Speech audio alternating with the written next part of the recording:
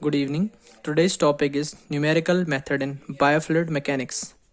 Biofluid mechanics is an interdisciplinary field that combines principles from fluid mechanics and biology to study the behavior of biological fluids within living systems. Biological fluids such as blood, lymph, cerebrospinal fluid, and the intestinal fluid exhibit unique property due to their complex interaction with the walls of blood vessels, tissue interface, and cellular structure.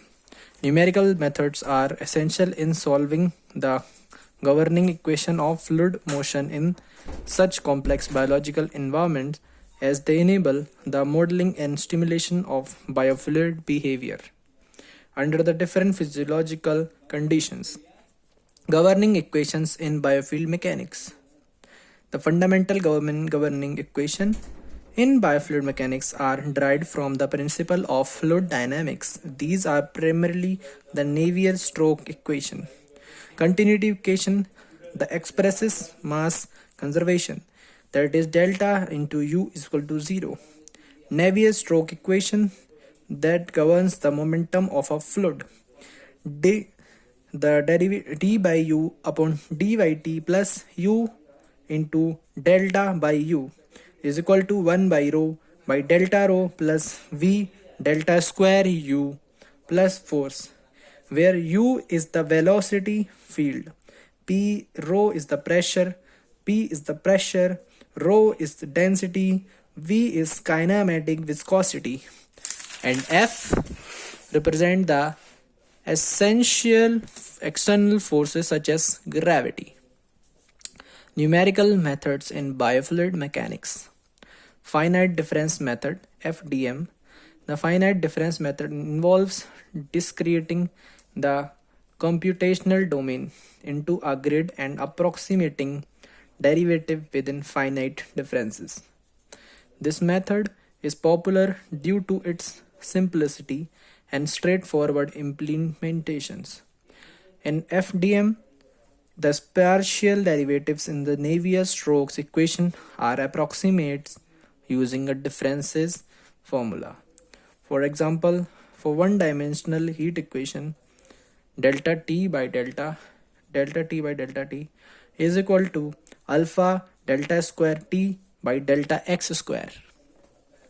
The second spatial derivative can be approximated using a finite differences delta square T upon delta x square, which is equal to T in the bracket x plus delta x minus 2T by x plus T x minus x by x square. While FDM is easy to implement, the computational inexpensive for simple geometrics, it struggles with the complex geometrics and boundaries condition often found in biofluid simulations. Finite element method. The finite element method FEM is a more sophisticated technique, particularly useful for problems involving complex geometrics, heterogeneous material, or structural interactions. FEM divides the domain into smaller subdomains, that is element, and approximate the solution using polynomial function. This method is highly flexible and can be handle irregular boundaries and complex structures. Finite volume method. The finite volume method is another popular numerical technique, especially used in fluid dynamic simulation. FVM involves discreting the domain into control volumes and ensuring the conservation of fluxes across the boundaries of the volume. FVM is well suited for solving the Navier-Stokes equation in computational fluid dynamics because it is directly enforces conservation law at every step. Second, 2.4 is Lattice-Boltzmann method. Lattice-Boltzmann method is a relatively newer numerical approach that is becoming increasingly popular mechanics due to its ability to handle complex boundary condition and mesoscale behavior.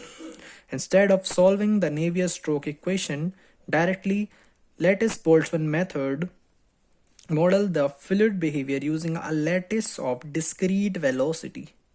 This method is particularly effective for the simulation microcirculatory flow where the traditional methods may struggle. 2.1 is a smooth particle hydrodynamics HPH. The smooth particle hydrodynamics method is mesh-free Lagrangian technique that approximates fluid behavior by modeling the fluid as a set of particles. Each particle represents a small volume of fluid and interaction between the particle as calculated to stimulate the fluid dynamics. HPH is particularly useful for stimulating free surface flow, that is cerebrospinal fluid, or the motion of a blood clots. In biofluid mechanics, HPS has used for simulating the behavior of blood and large arteries as well as interaction of blood clots with the vessel wall. Its ability to naturally handle complex topologies, large deformities and free surface make it an attractive option for certain biofluid applications. Thank you.